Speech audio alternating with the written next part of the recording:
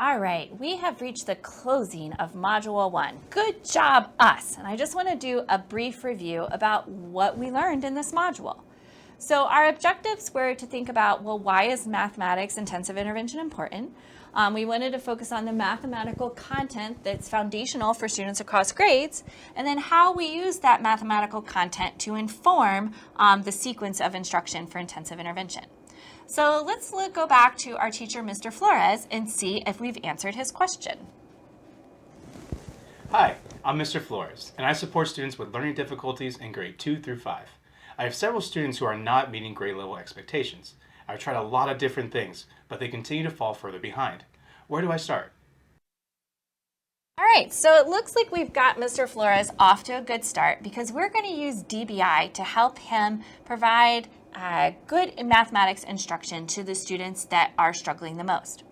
So to talk about DBI, in part 1, remember we focused on these math pathways, and we learned that your preschool, kindergarten, elementary, middle, and high school math all predict your later math outcomes. So that really sets the stage for using a DBI framework.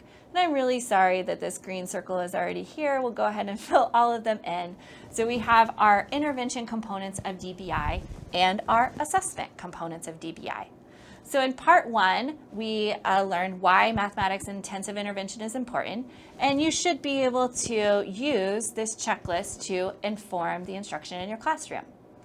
Now in both parts 2 and 3, we focused on this continuum of mathematics learning to inform the content of intensive intervention.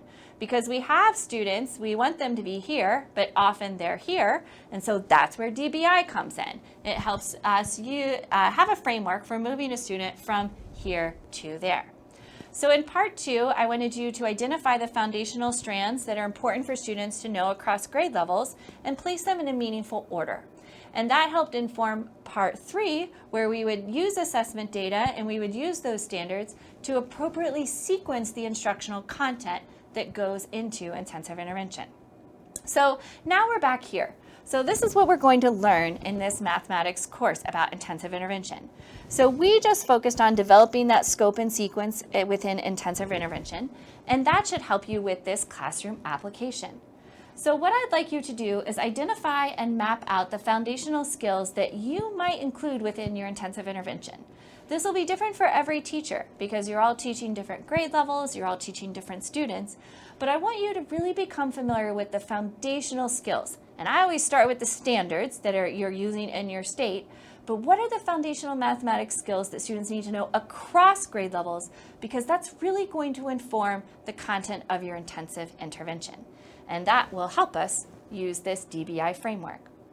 So as we look ahead to our next module, in Module 2, I'm going to have you read this article. This is all about assessment, and it'll kind of give you a good understanding of the different types of assessments that we can use to gather data from students, and it will focus a lot on progress monitoring data, which we will talk about quite a bit in Module 2.